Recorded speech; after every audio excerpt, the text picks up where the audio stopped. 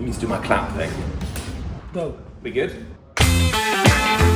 This is the Luca Health Podcast, the show that goes beyond sport to understand the people behind the performances.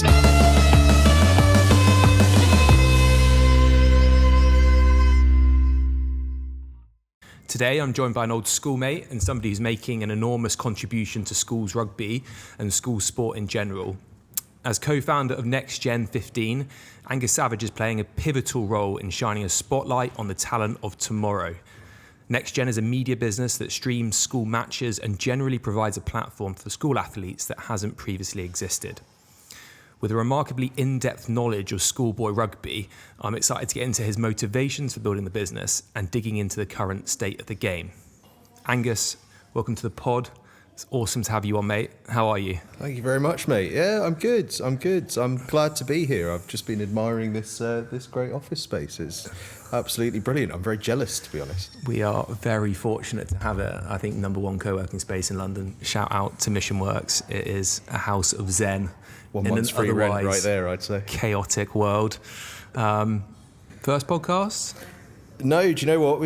I've been around a few. We've got our own podcast, NextGen 15 podcast, but we're a bit hit and miss on it. You'll be on it soon enough. Don't you worry, mate.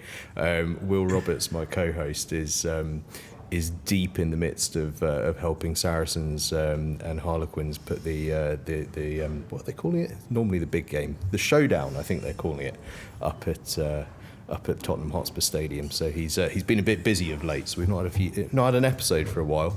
But yeah, been on a couple. But this, I think, is the most exciting, certainly the most professional setup. These microphones are exceptional. I'm enjoying them already. All the gear, no idea. Well, none have gone out yet, so there's been no feedback. So we're living in blissful ignorance that we're actually doing a good job. Feedback's overrated, mate.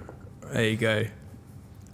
Cool. Right. Well, before we get into all things NextGen 15 and schoolboy rugby and schoolgirl rugby and netball and hockey, because I know that you're not just rugby, we have a few quickfire questions to get to know you. Cool with that? Yeah, sounds good. Sounds right, perfect. Good. First one: books or films? Oh, films. If I read books, I stay up all night reading them. Ooh, and little bookworm. Can't risk that. Okay, fair enough. Childhood hero. It's going to all be very rugby focused, but it's Gregor Townsend. He was the first player I saw play in the way that I think people should play, with just no fear, and he scored a game in every a try in every game in the 99 Five Nations. Scotland won the championship. I'm Scottish despite this ridiculous accent. And I was about to ask, how Scottish are you? Because you sound very home counties. Sadly, yeah. A childhood spent moving around has left me with this. But I am as Scottish as they come. And Townsend was the hero. He scored a try in every match. Okay, that's impressive, because Tommy Freeman's just done it, I think, for the first time in the Six Nations. Yeah. But he's a winger. Townsend won a title with it as well. So, I mean, there's levels to this. Was that also the last time Scotland won? Well, reigning Five Nations champions. So, there's... Into perpetuity. Wow. Okay. It's been downhill since then, sadly. Okay, that's cool. He was maverick, to be fair. Like, he was the first proper flair player that I remember. That's great. He was so good. And you've played a lot of rugby. We've actually played against each other. We're sort of deviating away from quick-fire questions here. We have played against each other. Rosslyn Park, what was it? Rosslyn Park Hatters against Richmond... Like 2s, 3s maybe. Like, it was it Friday night or Wednesday night? It was definitely under the lights on your Astro or 4G or whatever it's called. And I was like, it took me a few minutes, and I was like, I recognise that bloke that's trying to smash me, like, after every scrum. Okay, I was because obviously you're very modest, but you've had a very strong rugby career, and I was telling my teammates, look out for their centre, and they're going, just be quiet, will you? We're dealing with enough problems as it is. So I'm going, no, seriously, he's good. You've really got to look out for him. In the end, it was me on a one-man mission against you, I think. Well, Richmond are quite tasty all the way down the club, so I think we got the better of you, but I actually can't remember. Anyway, I'm talking about rugby. What's the one stadium you would have loved to, or perhaps still would love to play in, Angus? Murrayfield. I've been lucky enough to play at Twickenham, which was very cool. In front of about 3 people, I should add. What game was that? Premiership final. No, no. It was a charity game. It was actually Rosslyn Park again. We were playing against a charity 15 of some description. That was an incredible experience, but the dream would be Murrayfield. Failing that, I'd like to go somewhere like Loftus Versfeld or something like that. That'd be cool. That's cool. I've also played at Twickenham in front of about 1,003 people in the varsity match. It was. In fact, I played in the sevens actually, Middlesex sevens back in the day. That's very cool. A cool. couple of times, yeah. Who was in that team? For the Saints? Yeah. Oh no, it was all us kids. Like there's no one good. Some of you must have. No. There were literally no good players. I think even it was sort of like the end of pre-season, and the first 15 squad, or those who were actually going to be involved in the first 15, like went off to France for a camp, and then they left all of the old boys who were sort of like out of favour, and all the young lads who had just come through to go and play Middlesex Sevens. I think we had like Neil Starling and Paul Diggin. No disrespect to them, great rugby players in their own rights, but mate, it was still a cool experience. But Murrayfield, you know what?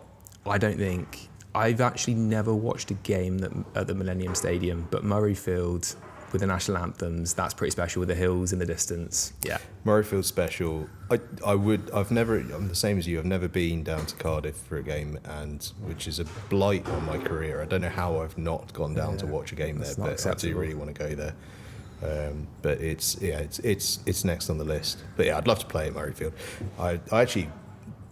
The Aviva in Dublin is a cool stadium. Is it? I've never been. Because I've always thought it looks a bit funny because it's got that end that is... But that's just like building restrictions or something. Planning permission. I think there's houses behind it.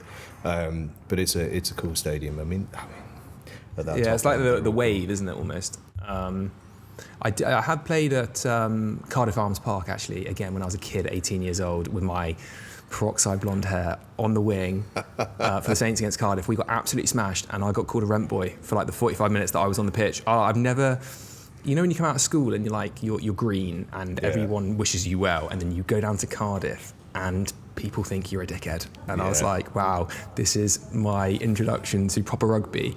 And I remember thinking Tom Shanklin was maybe the best rugby player I've ever seen in my life. Or I couldn't believe how quick and strong he was. Anyway, that's I can well imagine. That.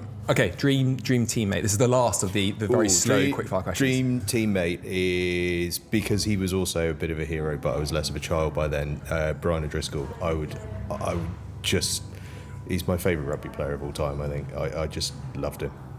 Yeah, he was so skillful. Well, he had everything. He played like a back row forward, but also like a world-class outside break, outside centre. He was just a sensation. He was also very good with his feet. Like, people don't really chip over the top anymore or do flare stuff like that. Whereas, like, playing for Leinster back in the good old Heineken Cup days, he was serious to watch. Do you remember he scored that try? We're going back a long time now, but it was at the sadly no longer with us Tom Voice, but the double chip kick. Chipped it over the top, and as it bounced, he half volleyed it over the on-rushing defender. Brilliant. So he also did a ridiculous piece of skill in like a Lions sort of training session. I don't know if you saw that. Like it would have gone viral, but it was probably It's just after he got dropped. Pre-real social media. Yeah, well, it was just showing what he can do, wasn't he? But I just want to, for the record, you're not a 12, right? No, or a 13. No. You're very much in the engine room. I'm despite appearances, I'm a back row forward. Although, I mean, that being said, Can you please describe your appearance? This is a podcast, although it is being filmed. So short, stumpy, not particularly muscular. Bald. If you picture what you think an open side flanker looks like, and then think, well, what's the opposite of that? That's me. I'm in no way what one should look like, other than a few scars here and there. But no, I was probably. Yeah, if I'd been blessed with a little bit more of the physical attributes that are necessary, I could have been mildly not too bad. But unfortunately, I wasn't blessed with any physical attributes, so I was just bad. You were the size that open side flankers were in like the pre-modern days. Do you know what I mean? Like possibly the pre-World War II days. Old school rugby. But let's get into that schoolboy rugby. So yeah, you're a back rower. So we went to school together. I went to Uppingham. Yeah. Shout out to Uppingham. To the Blues, on the rise, Blues and they Whites. are as a rugby school. Are they? Yeah, well, slowly. They've been in the doldrums for quite some time. This is as far as I know. been a tough old ride. I think your team was the last good team, but which was 2008 for the record. So we're looking at what 15, 17 years. 17 years. That doesn't bear thinking about, does it? But they're starting to climb back up again. I think they're starting to put a few more resources that way. Okay, good to hear. And we were in the same boarding house. We were Farley. Shout out to Farley. Shout out to Farley. Best house at the school. If you've got any sort of parents thinking about where to send their little ones, then Farley is a great place to spend 5 years. I'm sure it still is. You were 2 years above me, I think. So you left in 2006. I did, yeah. So, let's not think about how long ago that is. That's 19 years ago now, isn't it? So when you left school, you were 18 years old, and you've now been out of school for 19 years. That's a thought, isn't it? I hadn't quite reached 18 yet, if it's of any consolation. I'm a fortunate summer birthday, one of those. Okay. Another reason why I'm not a world-class talent. I wasn't born in September or October. You couldn't have caught up thereafter, of course. But I must confess, I wasn't aware that you were the complete rugby nut that you have really turned out to be and shown your true colours. Talk to me a little bit about, because just going on your LinkedIn earlier, I mean, you've been in entrepreneurship literally since university, give or take like a year or so immediately thereafter. Just talk to us about your upbringing, the grand plan to take over grassroots sport, which you're well on the way to doing. Was it always on the cards for you? No, certainly not. If you ask my parents, I think they thought I was mad for a good while. No, I mean, I came out of Uppingham. I was sports mad, not rugby specific. I was crazy about any sport going. Still am, really. Much to my wife's disgust, I think the TV sports channels at home are much more frequently watched than anything else. But went to Leeds Uni, came out of there with a politics degree. Same, but not from Leeds. But a politics degree is fairly useless. Well, not useless. The trouble with politics is everyone goes, "So do you want to be a politician?" And you go, "Absolutely not." What, at the age of 21? Yeah, and then you go, "Well, I don't really know what to do with that."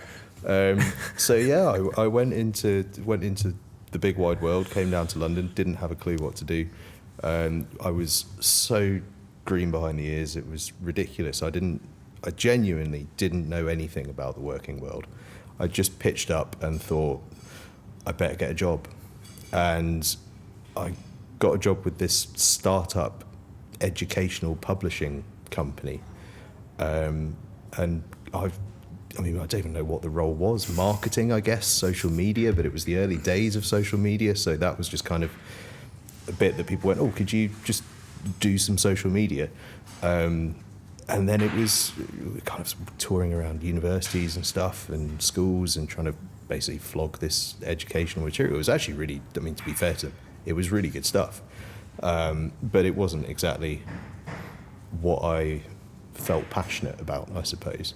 Although that being said, I've ended up talking to educational establishments my entire working life, so maybe it did have some sort of effect on me on that front, and it did teach me a little bit about marketing, which is ultimately really what the current gig is all about. It's about marketing school sport and marketing school rugby in particular, and marketing ourselves, I suppose, in a way, in order to keep pushing all of that. So I suppose I did pick up some bits and bobs from it, but ultimately I wanted to be in sport. I forced my way into a sort of relatively young sports media website that was being run by a guy called Ian Stafford at the time, who was, I think he was the head writer for the Daily Mail at the time, head sports writer for the Daily Mail at the time, and that was my first job in sport. And I thought, now I'm in sport. I'm not leaving sport. I've got to find a way to stay in it. I'm not good enough to play it. I don't know enough to coach it, but I can sure as hell work out how to forge something in it. And it was the early days of the comment section, and I kept noticing in the comment section. You're aging yourself. I know, it's terrible, isn't it? Well, as we've already established this better part of 20 years ago since I left school. But early days of the comment section, and I noticed in the comments there was a load of stuff going back and forth between sort of rival schools in there. It was sort of Danny Cipriani was kind of still kicking around as a bit of a force, and so there was a big Whitgift backing with him, and there were people from other schools that were going back and forth about whoever their player was from their school that they thought could rival him. And I just thought there's something there that wasn't really... Undoubtedly, it was a massive untapped market that I think you're now sort of tapping into, because I was chatting to Fred here before you arrived, and I was saying that there's so much appetite for school sport, obviously from the participants, from the boys and girls, but maybe more so from the parents. Like, how much do they love turning up and watching? And then, of course, everyone has aspirations that you go further. And, when I was at school and you were at school, there was literally nothing. Like, there was one website where you could get results. And so I remember on a Thursday evening ahead of a Saturday game, like, you'd be sort of doing some research on Saturday's opponents. But that was it. It was. There was so little information. I would turn up for a game, I would know nothing about who I was playing, not just the individuals, but the team as a whole. I'd just know that it was whatever school, Oakham School. That was all I knew.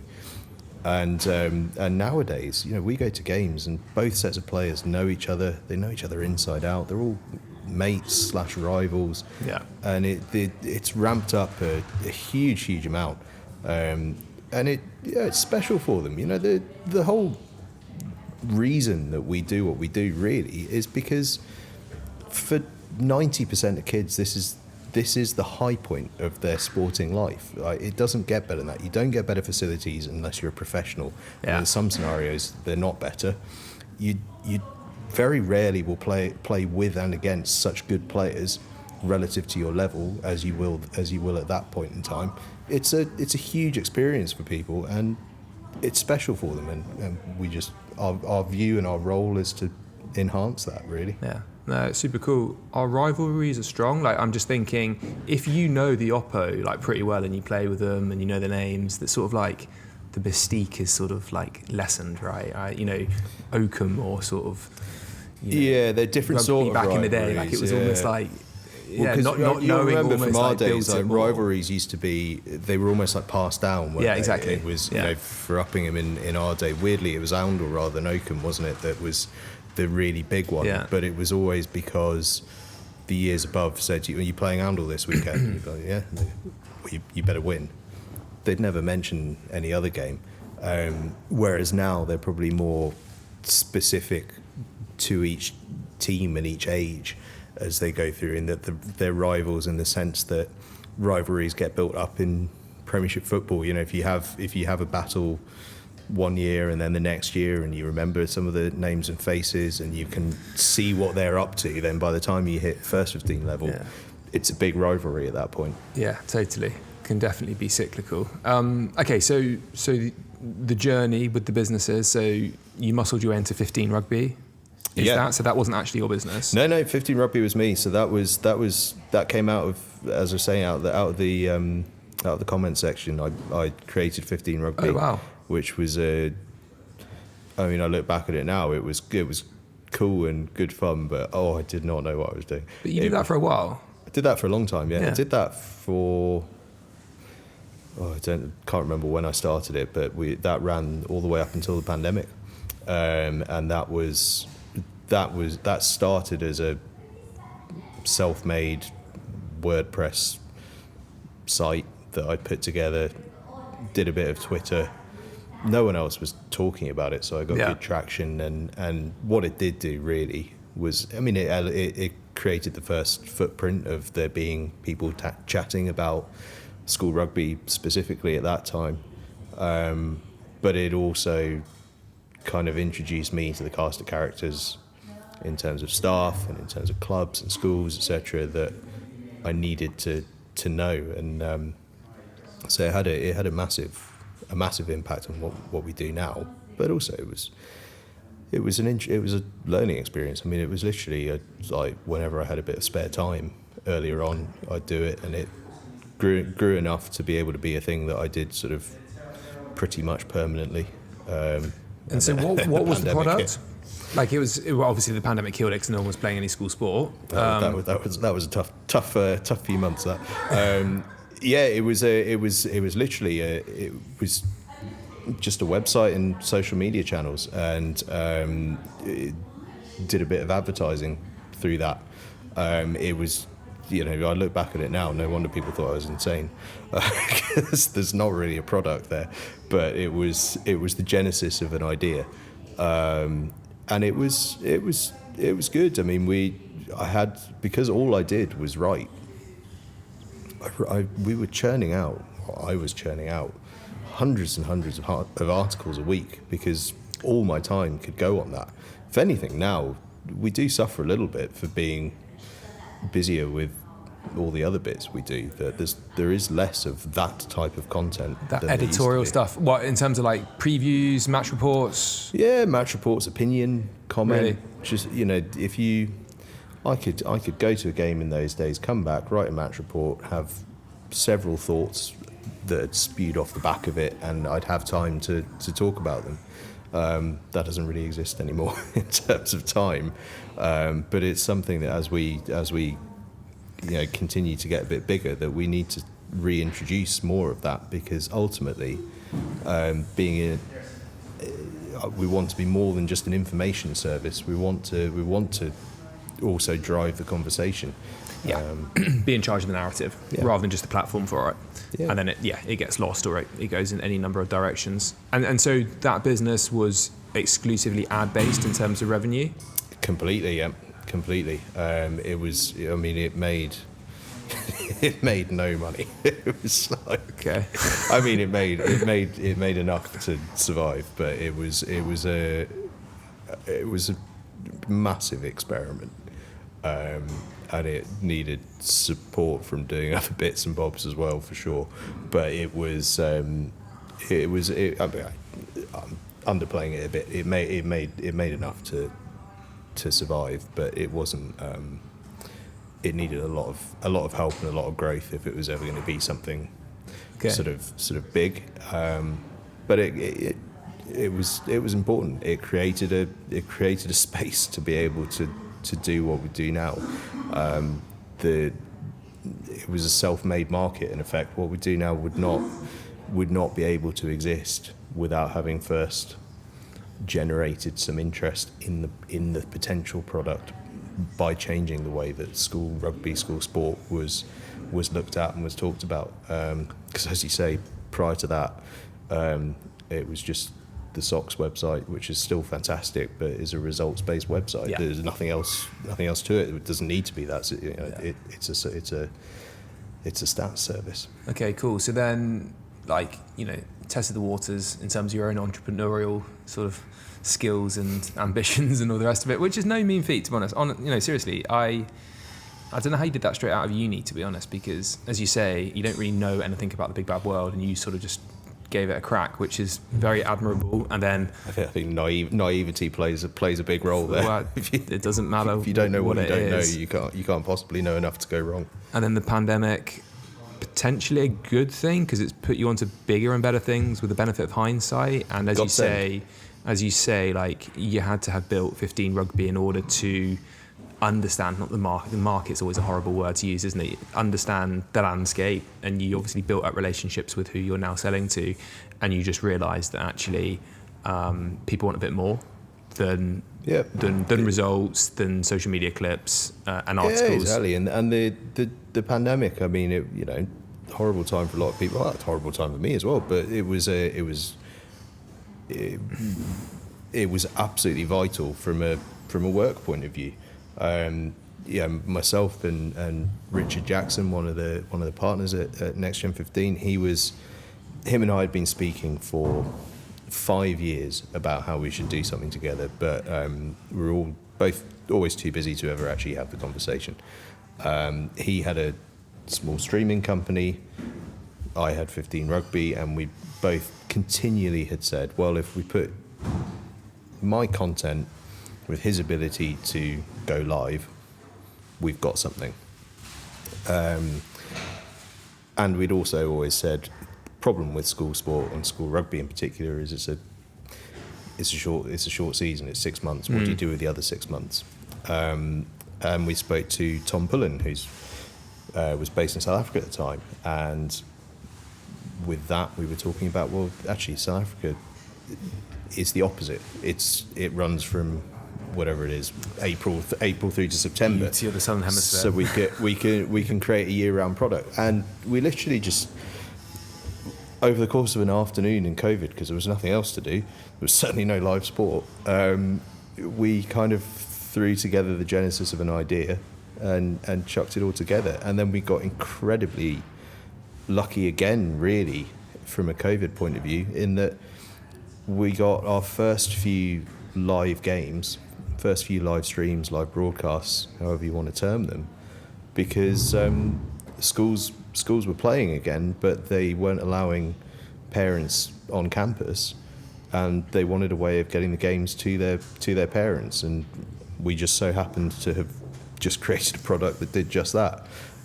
So we were really lucky, incredibly lucky, and we had a good idea. We knew we had a good idea, but timing counts for a hell of a lot. Yeah, but you rolled up your sleeves, you made it happen, and then you're accelerated by COVID. Okay, so give us an overview, give us the spiel, the two lines on what NextGen actually is. Like, you built a serious platform from what I can see. You've done very well on the social media side. I know that's not the core sort of like revenue driver, but to build a platform with, I think you're about 110,000 followers now. Yep. And presumably that's primarily school boys and girls and parents. That's good going. And then obviously you have the streaming side. So yeah, talk to us in a few numbers and I mean, fundamentally we're a top to tail media service. I always say to people, if you imagine Sky Sports and then you imagine it on a smaller scale for school sport, that's what we are, in that we put things on TV, albeit the TV in this scenario is YouTube.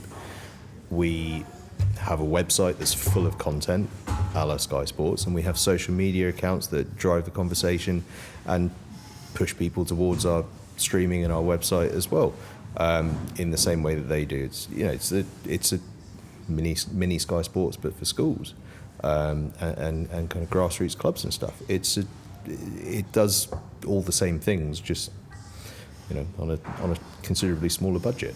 But if Sky want to get in touch, I'm more than willing to engage them with the conversation. It's a good plug, that. So Sky obviously pays media rights to stream these games, and sports rights, a big business.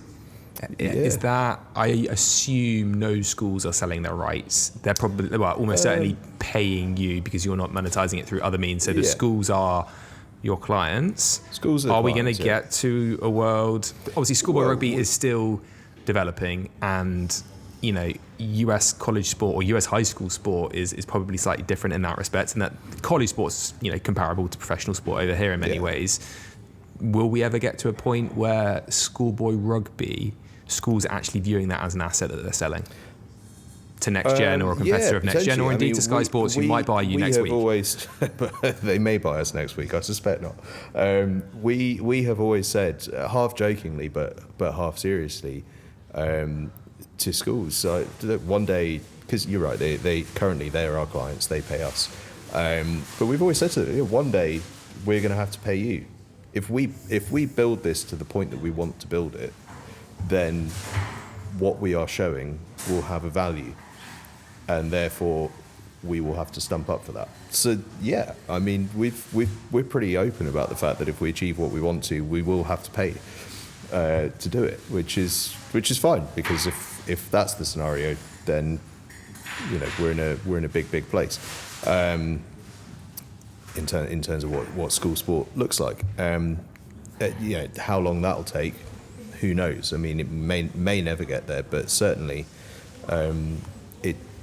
it's the end of the horizon. That's what the end product looks like one day.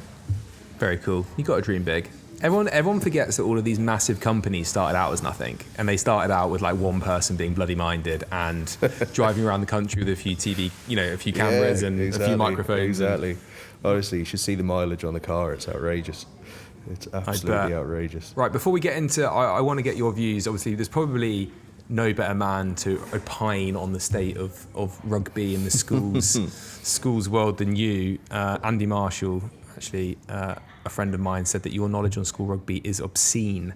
And you've previously said that his knowledge is ridiculous as well. So I'm going to take his word for it. But before we get into that, just, any reflections? Like, it baffles me that you've been an entrepreneur for 13 years. We have literally just celebrated our 3rd birthday here at Luca. So congratulations. Yes, thank you very much.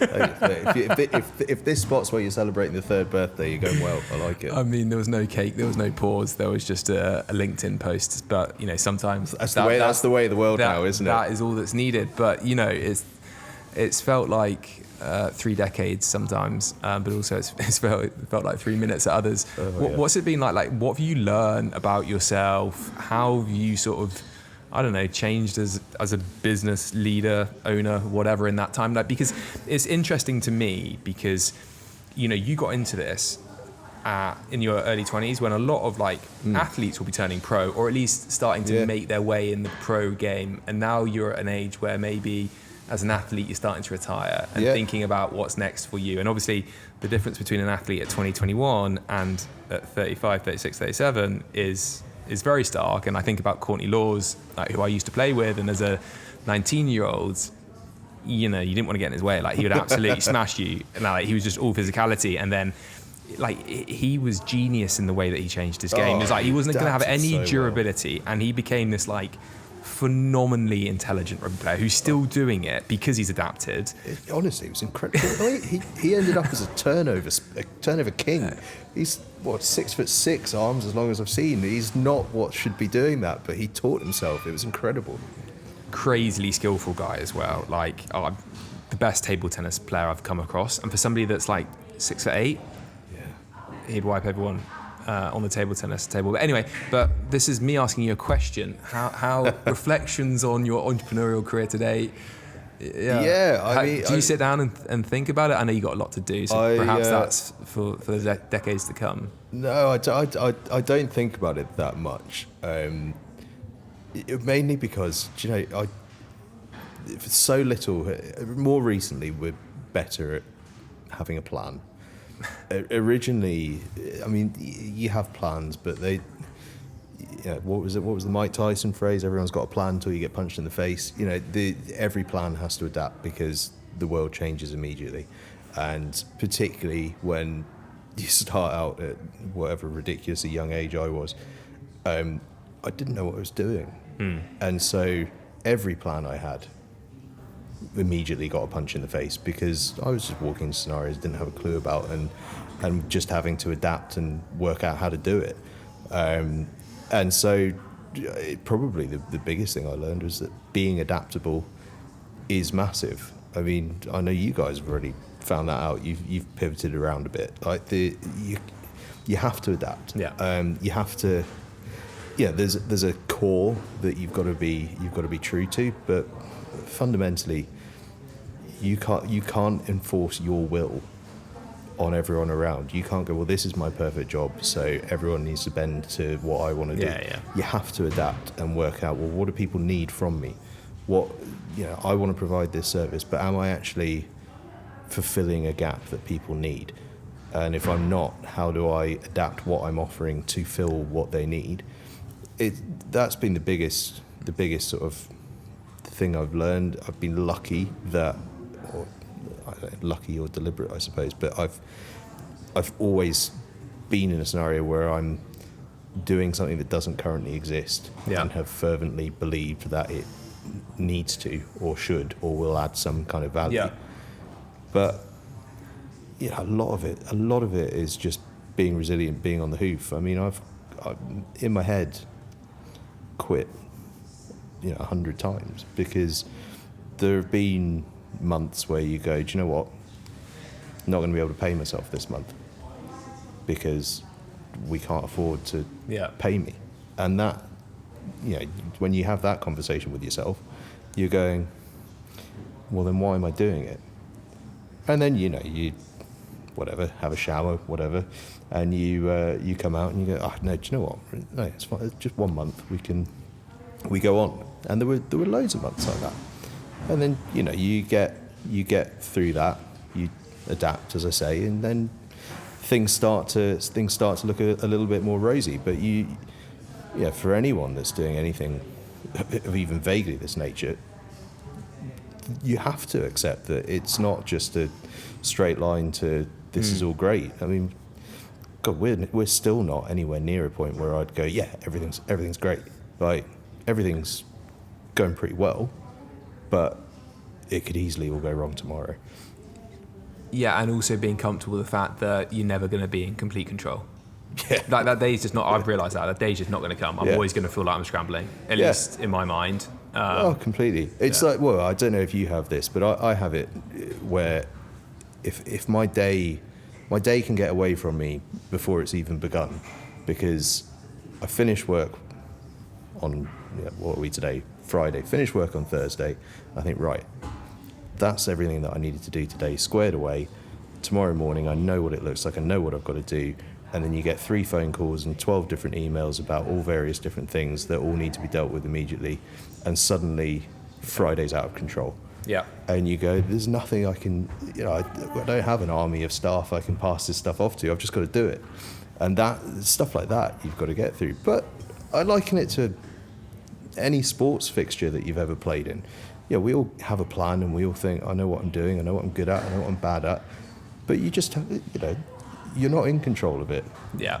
What happens on that field is what happens on that field, and the ones that are good are the ones that find a way to still do what they do within the chaos. Yeah. So you're the Finn Russell of business. You're like, your head's up and you're just playing what's in front of you. Like Ali Heifer would love you. If only you were a centre. I am. I can't believe that anyone would imagine that I'm the Finn Russell of these things. But I see your point. Just take it. I see your point. Fellow Scott. I totally understand what you mean, because it feels sensible to have a plan, doesn't it, with business? But what you were saying a few minutes ago, like, the world doesn't necessarily want your product to exist. Like, no one's going out their way to make it happen. You want it to exist, but like, that's not enough. So you have to be adaptable, and you have to understand what is actually going to solve a problem and be attracted to other people. In which case, you can plan out your weeks and all the rest of it. But if you're not willing to deal with the reality of 4 phone calls coming in because your cameras are broken or whatever, I totally get it. Completely. And when you're the guy or one of the guys at the top, when something goes wrong, you take it personally. It feels like it's all on you. We've had, you mentioned their camera isn't working or whatever. It doesn't happen often, but it often enough that we have contingency for it where stuff just goes wrong, because that's technology. Tech's weird. It never seems to quite work exactly as you want. And when these things happen, it's brutal, because you just think this is all my fault, despite the fact that I know nothing about tech. For all the people whose fault it could be, it feels like it's not mine. But it is mine. Well, partly because it is mine, because it's my responsibility, but also because you take these things personally, because you think, well, God, what if they never want us back again? Yeah, of course, and you have professional pride and all the rest of it. Yeah, that makes complete sense. Cool. Right, I want to get into some rugby and talking about the current state of the game, because for me, and you've helped accelerate this, schoolboy rugby is a completely different sport from what we were playing those 17, 19 years ago. They actually know what they're doing. Well, they know what they're doing. They're actually good. They've got skills, and they've now got platforms. Like, I think you're helping to bridge the gap between like the massive chasm that existed back in our day between sort of schoolboy rugby and then going into the pro ranks.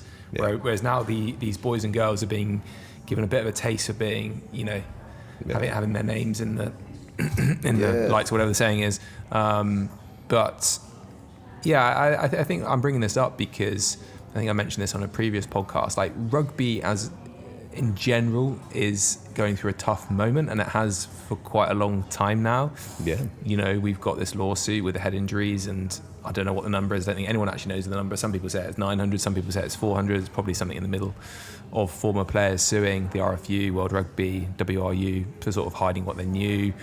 The club game 3 clubs have gone bust in the last few years, and like I think one club potentially is at about break even. So it's not exactly on firm footing if the wealthy backers pull out, and participation numbers are dwindling. Yep. Largely because of the head injury stuff, but maybe actually also because we just haven't done a good enough job marketing it. And that's all against the backdrop of the fact that the game's actually quite good to watch. It doesn't really make sense to me. It's as fun as it's ever been to see. The Six Nations, I think, amazing. Most tries ever scored, over 7 a game. Yeah. So what's going wrong? Because I see on the sidelines of school games, like immense talent. Like they're being prepared for the pro game. They're now becoming like these mini celebrities in their own rights. And yet it's not quite translating into the professional game at the club level, or indeed the national level in this country. Just wondering what your views are.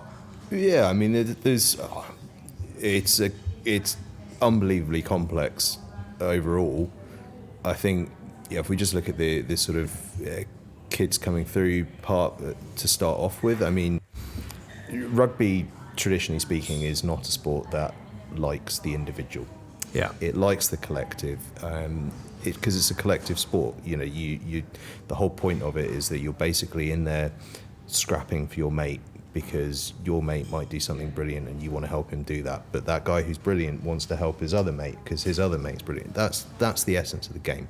And so, and the culture of where the games come from through the independent school sector largely, the individualism is not celebrated, is not praised, which is fine. And I'm completely, one of the best things about the sport for me is the fact that it is this collective effort, that you are in there for your mate who's next to you, and you might not like that guy that's playing at 12 on a Friday, but on a Saturday you'd do anything for him. I love that about the game. But also, you can still celebrate the individual within that, and I think that is a big thing that rugby's struggled to adapt to, is understanding that the modern world, for a start, just in general, celebrates individuals. It's okay to celebrate the individual. What you've got to do internally as a club, as a school, as a national team, is to make sure that your coaching and your management of those individuals is good enough that they understand that that's all well and good Monday to Friday, but actually on the pitch and in training, we're a collective. Mm-hmm. We're not saying go be an individual on the pitch. Well, we want to see your individual talent, but we want you to be part of a collective. But we're going to celebrate you. We're going to show the very best of you. And that's, I think, where you've started to see a little bit. Some clubs are much better at this than others, in terms of understanding that individual bit is powerful and connects with people. And you're seeing it with young guys coming through. I mean, we'll get on to them in a minute, I'm sure, but guys like Kepu Tuipulotu, Henry Pollock are coming through, and their personality is as much a part of what they are as their brilliance. But their brilliance shouldn't be overshadowed by their personality, because they are brilliant. They are really, really good. So there's that individual bit I think it will probably move on. We have to remember that the people that are running rugby still are by and large people that were running rugby 10 years ago, that were involved in running rugby 20 years ago, in some cases 30 years ago. There's a cycle of management that has to be gone through to get there. But then I think in the wider piece, participation's down, but participation in everything is down. Yeah. It's a post-pandemic quirk that I don't really know how we solve, but I don't think rugby needs to tie itself in knots worrying that it's its issue. It's a societal issue. People aren't doing loads of things. I include myself among that.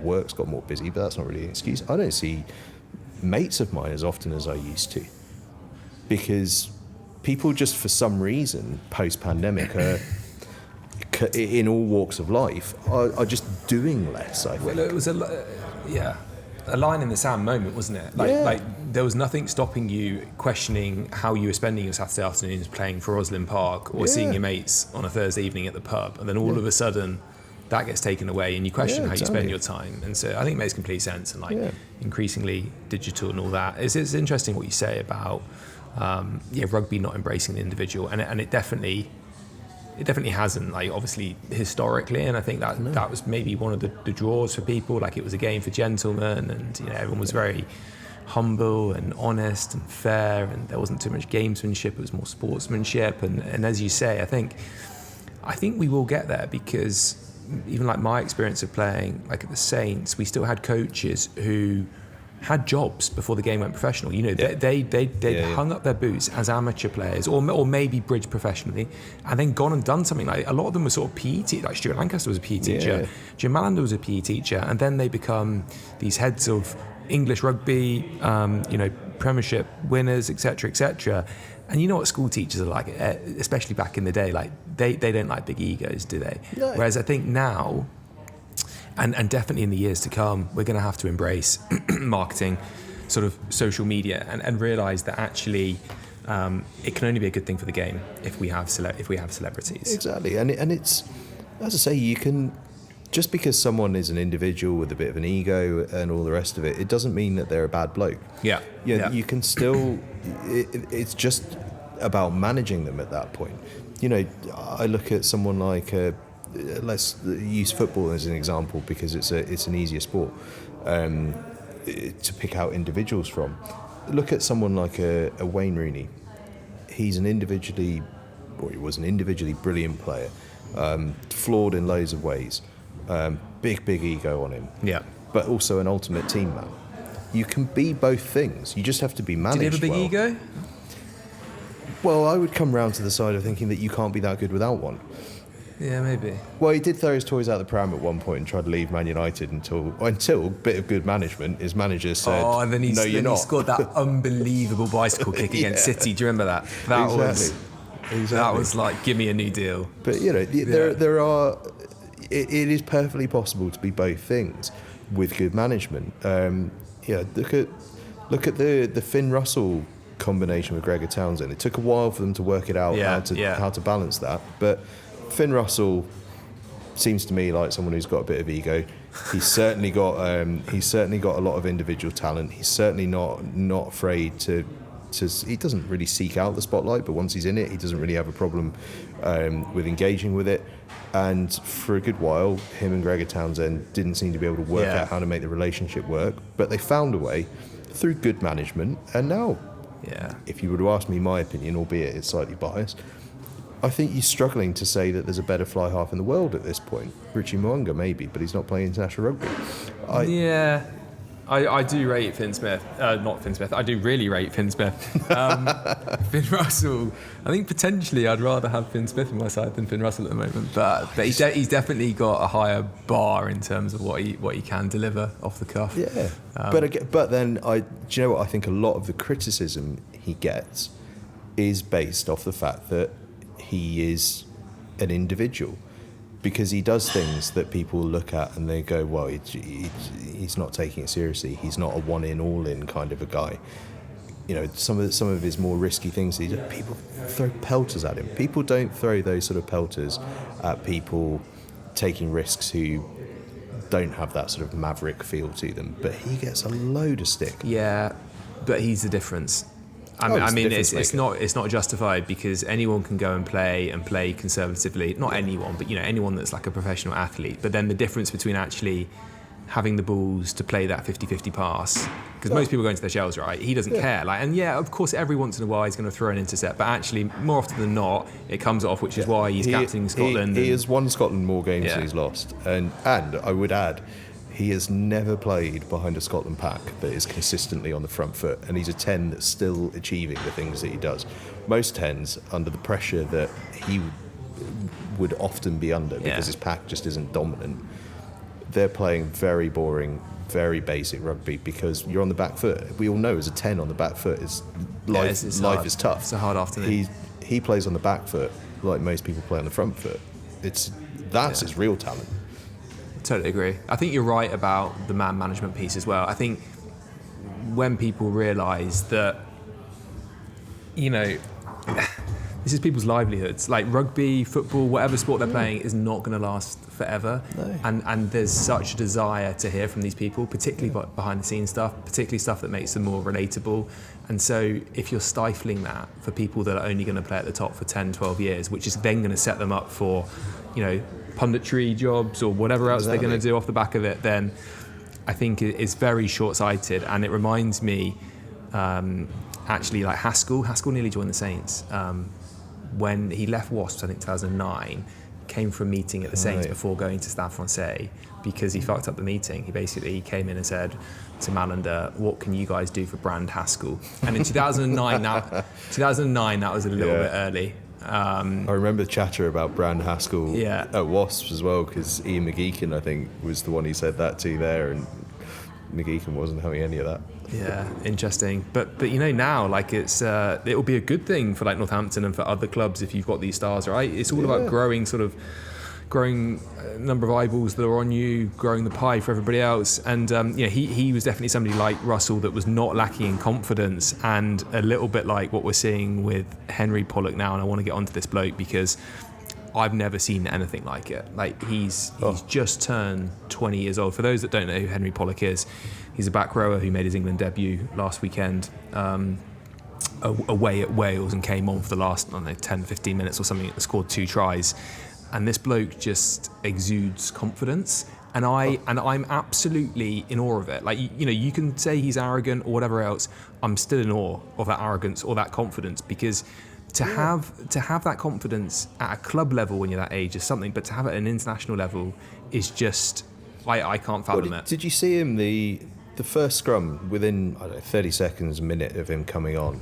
And bear in mind, England they've got Ben Earl in the centres at this point. He's coming on. He's a flanker. He's played a good bit of 8 for Saints, but he's a flanker. He's not a big guy. He's 6'1", big compared to you and I. But 100 kilos. He's not a massive guy. But he comes on at 8, and before that first scrum, he is yelling, "Let's go, let's go!" to Tom Curry. Tom Curry's got 60 odd international caps. He's been on a Lions tour, and Pollock's the one bringing the energy there on his debut. Most guys on their debut don't say a word. They just hide away, hope to get away with it, and off they go. He was actually the one bringing the energy. That's incredible. And people can say they don't like it because it's brash and it hints at a bit of arrogance, but the guy's a teenager and he's playing for England and he's on debut excelling, not just existing. Why wouldn't you be feeling pretty good about yourself at that point in time?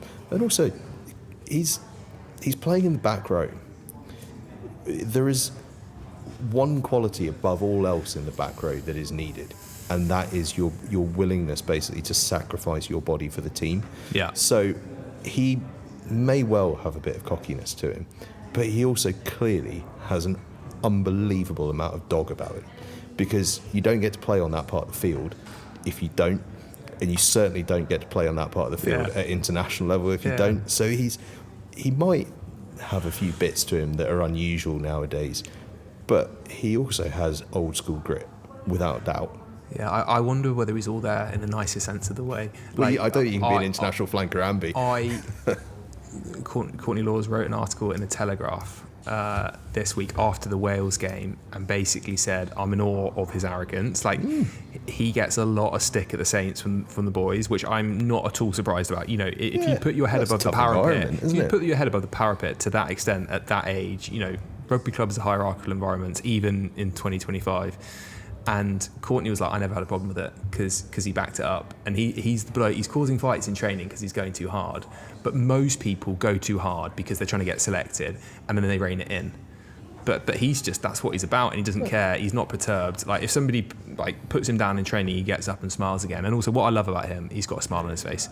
Like as you say, most 20-year-old kids playing for England, most of them are terrified and they don't want to miss a tackle, and they probably are a bit like rabbit in the headlights. He looked like he belongs out there. And I guess I just want to get on to, is this what the next generation of rugby players are like? Is this a Gen Z rugby player? And therefore we've got a very we do have a great crop coming through, by the way. Amazing. From the 20s.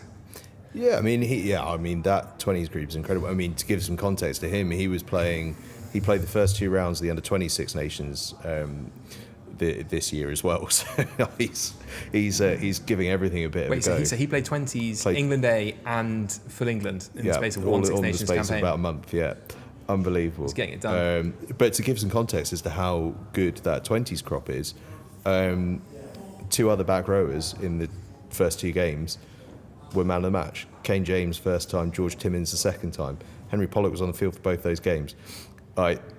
There is some serious stuff coming through, and actually, arguably, you'd say that those two aren't even necessarily the top end of that 20s back row group. You look at someone like Junior Kapoku, who's starting for Racing 92 at 6.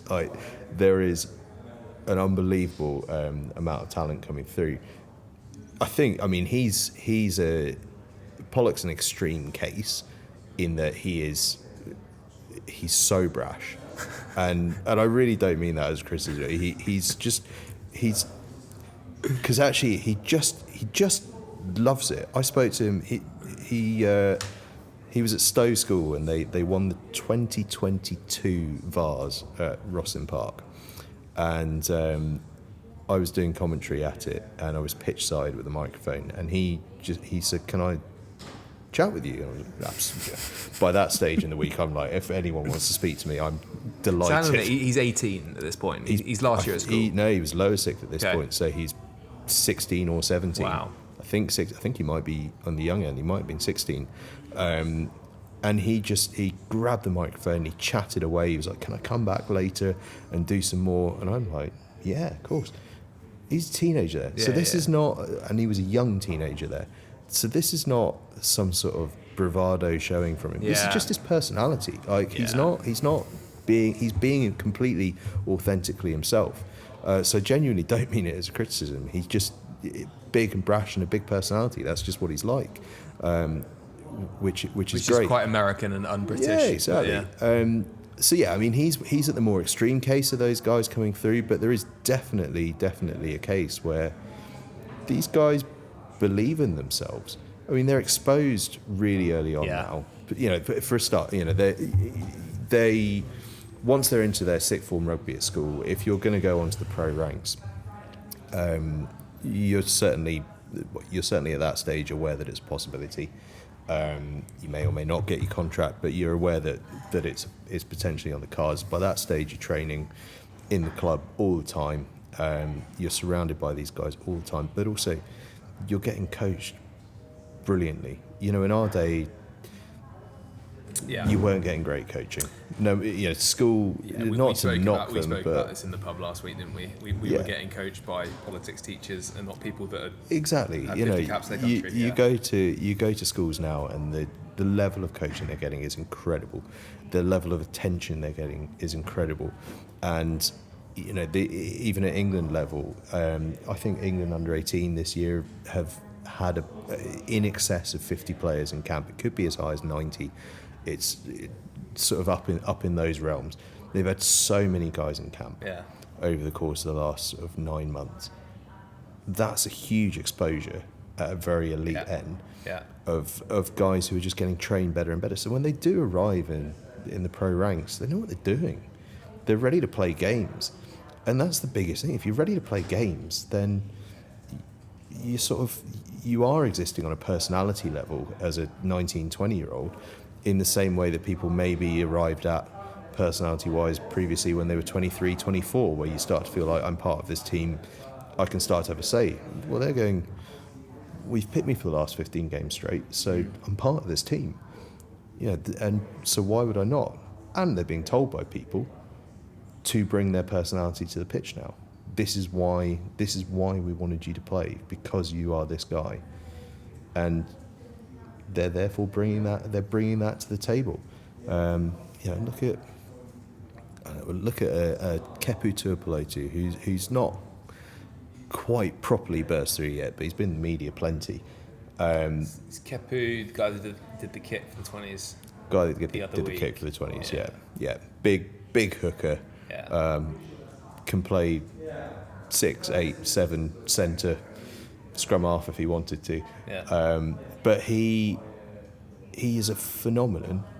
But how about this for know-how and sort of learning, being aware of your value at that age? Yeah. In his final year at school, he was offered by Warren Gatland to join up with the Wales senior squad, and he turned them down. Now, partly that's because nowadays being an English qualified player is very valuable in terms of contracts, because you can't get a contract with a Premiership club if you've already played for Wales, because you get less credit on your wage, all of that. But you also get paid stuff. more per game, right? Yeah. Significantly more playing for England. More. But he turned down what would have been a guaranteed international cap as a schoolboy. Yeah, wow. Yeah. Because he understood his own value and how good he was, and that an England cap would come. And an England cap will come. He's been training with the England senior squad through the Six Nations. Young guys are more aware than ever before of their level. Now, yeah, he's got an agent, but I was about to ask that. Everyone's got agents. Schoolboy players have agents. I would imagine. Now I tell you what, your mate Andy Marshall is that even legal? Would be policing this conversation very strictly. Schoolboys do not have agents because you're not allowed to have an agent until you're 18. Okay, but like lots of schoolboys are going to turn 18 in the last year. Yes. Yeah. Are they still not allowed to formally, legally, whatever you want to call it? You're not allowed an agent. Okay, fine. It sounds like people probably have agents while you are at school. Got it. I think. What can and can't I say? I think you've said it all, to be honest, by not saying anything. Exactly. Yeah. I think the. But also, you do. There are certain points in time where you do need to take advice, and even if that is your parents phoning an agent and saying, "We've just had whoever on the phone. What do we do?" Yeah. Actually, you would be doing yourself a disservice to not take that advice on board and to not listen to that advice. But as I sort of say, everyone's once they're of the right age, everyone's got an agent who's giving them advice. But at the same time, no matter how much someone who is representing you is saying, "Listen, mate, you're good, and you should value yourself at this level," it is very hard to actually do that unless you genuinely value yourself at that level, because everyone in the real world. If you're being offered an international cap, 100%. Yeah, everyone in the real world unless you believe you're as good as everyone says you are. Yeah, which not everyone does. Which obviously the Pollocks do and the captains do. I think the difference now, in a way, is that it's not that they believe it; it's that they know it. They genuinely are just like, I am that good. Maybe they got some psychologists or something that we just never had. Because like boys were petrified back in my day.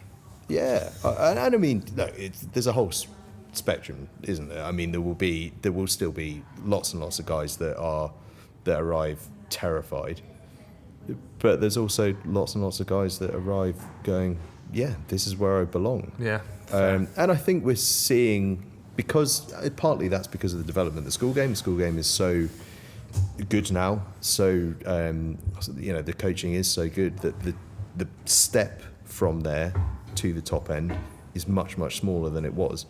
If you speak to any of that 20s crop, and I suppose loads of them over the Six Nations, they were all going, well, Pollock's amazing, not because he's amazing, but because he's showing us that you're only a couple of good performances away from playing for England. Yeah. That's incredible for a 19-year-old to feel. He's a case study. Yeah. Totally. Yeah, I think he's only played 20 games for Northampton or something. Yeah. And I'm sure loads of those would be off the bench. Oh, more often than not, he's been off the bench. So these boys are like big personalities. They know their worth. They're confident. Are like academy boys now being paid properly? And like, are you actually negotiating stuff, or is it still blanket? Your first year senior ACAD, you are getting paid X, and it is non-negotiable. Yeah, it's still rank. Yeah, that's terrible. It's just. I get that it's sort of necessary because the way that the salary cap is structured means that there is no money, but they don't count. I'm pretty sure they don't count in the salary cap. They do. There's a limit on it. I do can't they? remember what it is. It's something along the lines of 600 or 700 grand a year for the academy players in total. That's a huge amount of money. Like, depends how many. At least from what my experience was, there weren't that many academy players. Maybe there are more academy players now because of salary cap considerations elsewhere. Could be. So you bring more through youngsters. I don't know. But yeah, they're not. Fine. They're not paid. Well, they're professional athletes and they're being paid. But they're not being compensated.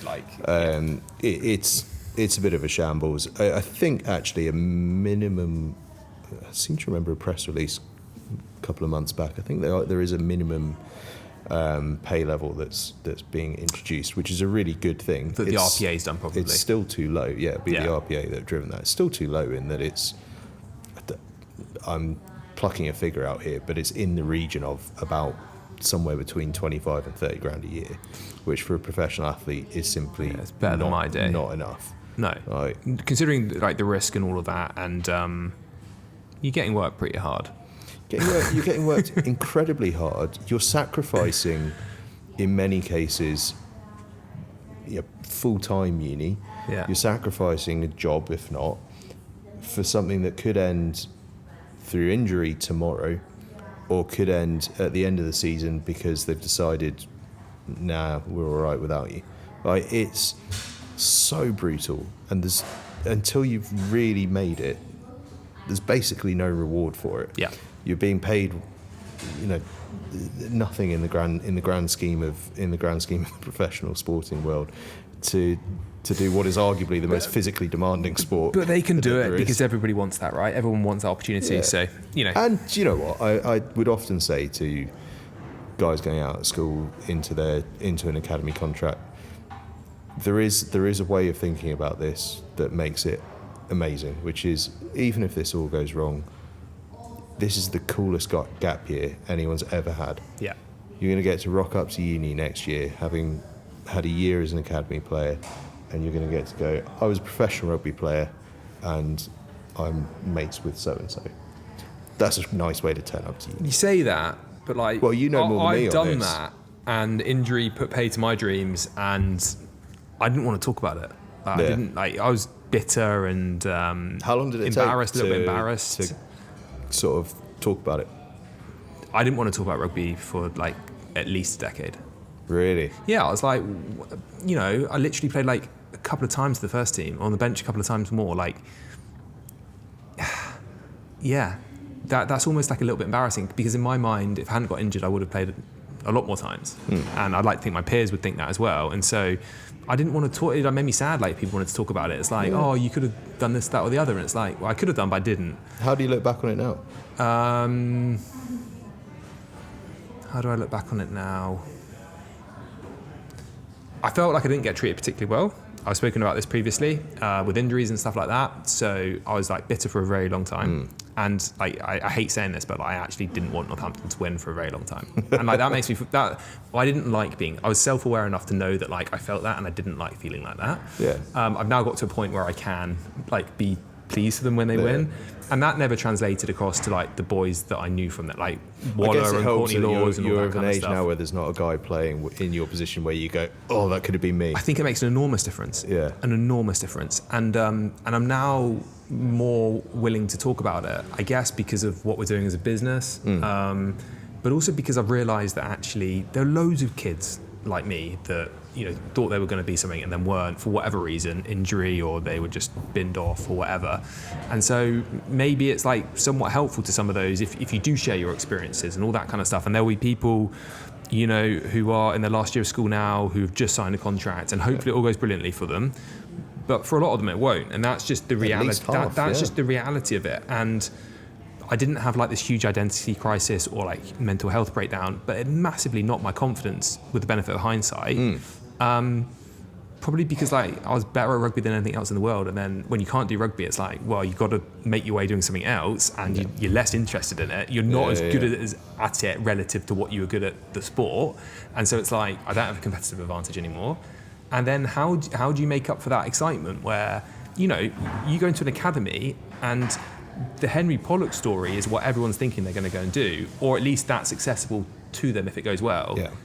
When you then deal with the reality of finishing your politics degree, not becoming a politician, working out what to do with that, and then realising the corporate world is not a meritocracy, regardless of what people tell you. Yeah. You wait for your, once every 18-month promotion cycle to open, and obviously that's, hugely demoralising. Like, it doesn't matter how good you are, you still have to play by the rules in a way that there are zero rules in sport. So that's my reflection on it. But as you say, like if you look at it differently, I don't think anyone that's played pro sport who finishes it prematurely thinks it was a cool experience. No. they can look back now with the benefit of hindsight and say, I'm pleased that I did that, but geez, I would have liked it to have gone differently. For sure. I mean, you've got to remember though, you got on the field for the first team, and that's a massive achievement because, well, first of all, 90% of the world would just love that chance. But second of all, there's a load of guys that play academy level and they never even get that. There's a load of guys that never get anything. It's a massive achievement. You know, not many people get to represent them. So it's a sort of, I mean, that's one of those that you probably only reflect on as you get a bit older, because at the time you're going, well, yeah, but it could have been 50, 100, whatever. But, you know, one is better than none, and that's massive. That's a huge achievement. Well, everything happens for a reason, doesn't it? So you just have to make sense of it. So they tell me. They tell me. All right. I think last thing, and then we'll wrap. But it's been... enjoyed the chat. We could chat all day about rugby, couldn't we? I could honestly go on. Well, I literally do all day, every day, go on about it. You quite literally hold a microphone for a living and stand in front of a camera. And yeah, anyway, right. So the role of sport in schools, is it just going to become this even more so, this conveyor belt even for the professional game? Should we rethink it? Are there going to be even more of like a two-tier, like if we think about rugby, I know we've got like the schools championship and we've got everybody else. We've got schools thinking about head injuries. People don't want to play contact sport. Do we need to have the third game is being touted? I think the RFU are about to roll something out actually as a way to keep people playing and keep injury rates down, all the rest of it. I know that you and Rusty Earnshaw, who we've had on the pod previously, disagree on what school sport is all about, and you even said it earlier on the pod that you always wanted to win because that's as far as you were likely going to go with your rugby. But for him, it was all about development. So, just any closing thoughts on?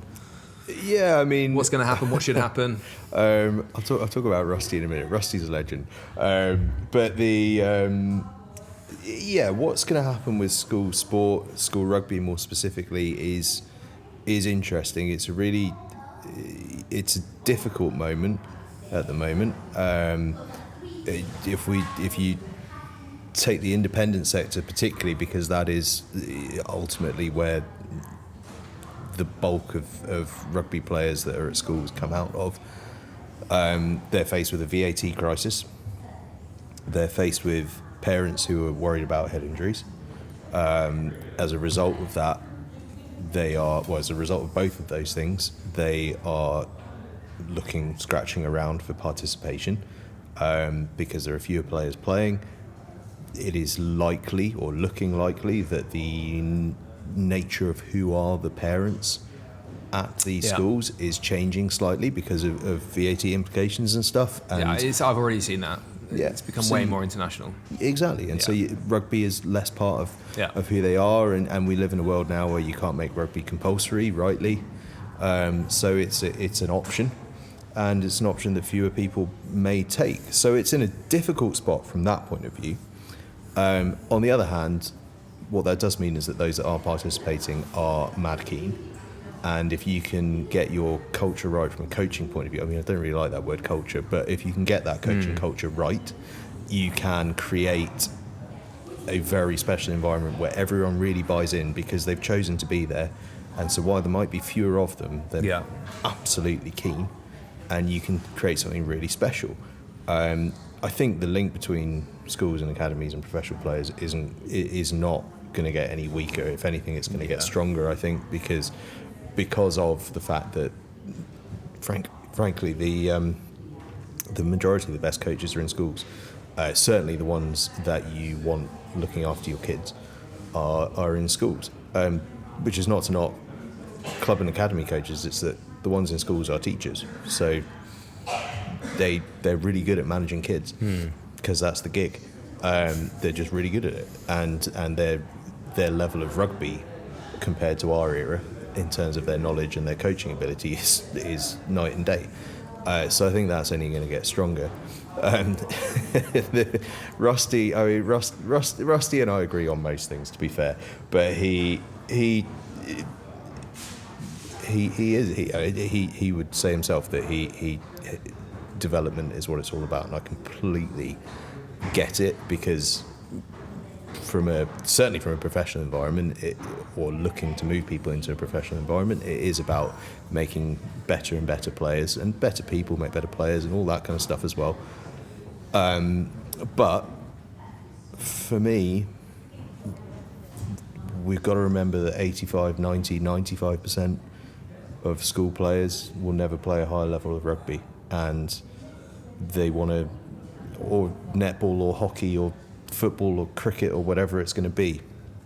This will be as good as it ever gets, and they want to win, and their desire to win isn't wrong. It's not something to be shamed or frowned upon. No. It's I mean, we're human beings, we're competitive. And I'm not knocking Rusty here, because actually he would say exactly the same thing. We're human beings, we're competitive. You don't need to worry about the competitive nature, because people just are competitive, would be something along the lines of what he'd say, I think. But I just think occasionally we allow development thought to get in the way of winning thought, which is not to say that it's all about winning and losing, but people care about that. Yeah, people really care about the here that. And now, rather. They can't always be development and tomorrow. And actually, like, winning with your mates for your school. I think you'd speak to a load of professional players, regardless of the sport, and probably winning with your mates at school who you've grown up with.